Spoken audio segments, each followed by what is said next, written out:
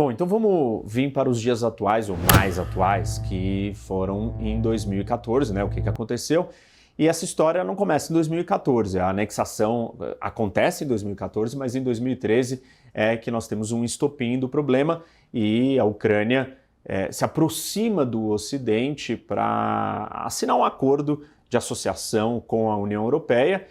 O Putin fica muito preocupado, chama o Yanukovych, que era o presidente e aliado o mais próximo dos russos, e faz uma contra-oferta, fala, não, você não pode fazer isso, e ele desiste de se aproximar da União Europeia ou de assinar esse acordo. A população fica muito incomodada e sai à rua para protestar.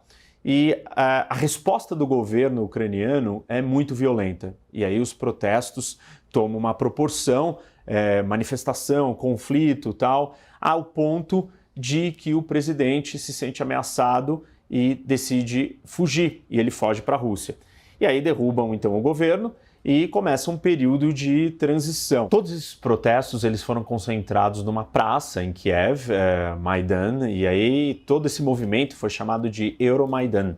Aliás, tem um filme muito bom no Netflix, que é Winter on Fire, ele foi indicado para o Oscar de melhor documentário.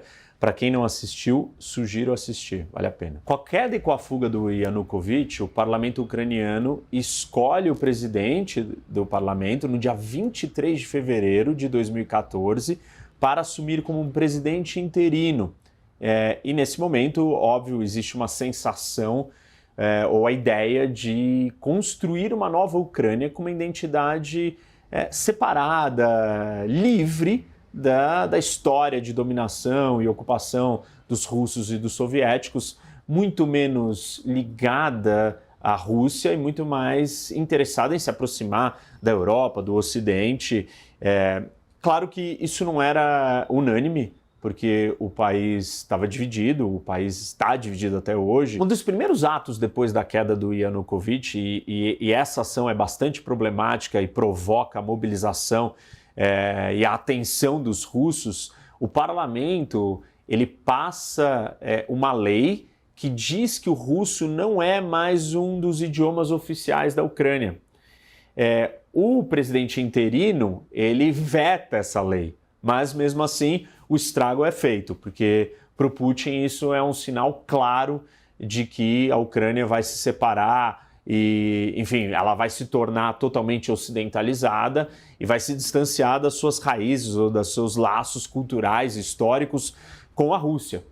E isso motiva e justifica muitas das ações que o Putin vai tomar dali para frente. Ele vai usar isso como um argumento, falar, olha o nível da perseguição, eles não aceitam os russos aí dentro e, inclusive, vai falar isso na sua campanha de informação e de propaganda com os russos que estão vivendo dentro da Ucrânia. Na verdade, a posse do novo presidente, que acontece nesse dia 23, os russos um dia antes mesmo já começam a mobilizar suas tropas e movimentar dentro do país elas em direção ao Estreito de Kerch. Lembra que eu mostrei para vocês que o estreito é o que separa o mar de Azov com a península da Crimeia e conecta com o Mar Negro. Então os russos já estão se mobilizando, enviando tropas para ali e dali para frente, nos dias seguintes, são o início de todas as operações militares que eu vou explicar para vocês passo a passo aqui. Um dado importante e interessante para vocês entenderem o contexto dessa história, né? Em que situação que vai se dar essa invasão, essas operações militares? Num território super amigo, aberto e esperando o Putin ou a Rússia. Por quê? Porque 59% da população da Crimeia era russa, 24% ucraniana e 12% de tártaros. Se essa era a composição populacional, obviamente que eles votaram majoritariamente no Yanukovych, que era o líder supostamente que estava próximo da Rússia e do Putin e que tinha acabado de fugir e ser derrubado. Então eles eram contra os protestos, contra a Euromaidan e toda aquela mobilização que levou à troca do regime. Isso significa que uma operação militar ali é diferente de uma operação militar em um lugar onde existe resistência. Então, os russos estavam querendo, esperando, eles não concordavam com nada do que estava acontecendo no resto da Ucrânia. Então, a Crimeia era um território amigável e favorável. Por essa composição populacional, a região da Crimeia também era bem definida, bem claro os limites e a separação. Existia uma certa autonomia, ou seja, mais um fator que facilitaria um movimento separatista ou a vontade de ter os russos cuidando ou protegendo eles. Deixa eu mostrar aqui no mapa para vocês algumas outras informações importantes. Quando a gente olha aqui para a Crimeia, lembra que eu tinha comentado com vocês com essa cidade aqui de Anapa? Esse daqui tem uma base militar russa, então está bem próxima da península, né? Aqui é o Estreito de Kerch, que eu falei, e aqui está Sevastopol, que tem uma base naval, o porto quente russo. Então, os russos tinham tropas já dentro da Crimeia, né? Eles tinham a base deles aqui, tinham tropas em Anapa, e além disso, estava acontecendo os Jogos Olímpicos de Inverno em Sochi, que é aqui na costa do Mar Negro, ao sul da Rússia. Aqui, essa daqui é a fronteira com a Geórgia, então quase no Cáucaso. E obviamente que havia uma mobilização militar, uma questão de segurança. A Rússia estava sediando um evento de grande porte, e isso estava acontecendo do dia 7 até o dia 23 de fevereiro. O Euromaidan estava simultaneamente explodindo enquanto a Rússia estava lidando ou sediando os Jogos Olímpicos.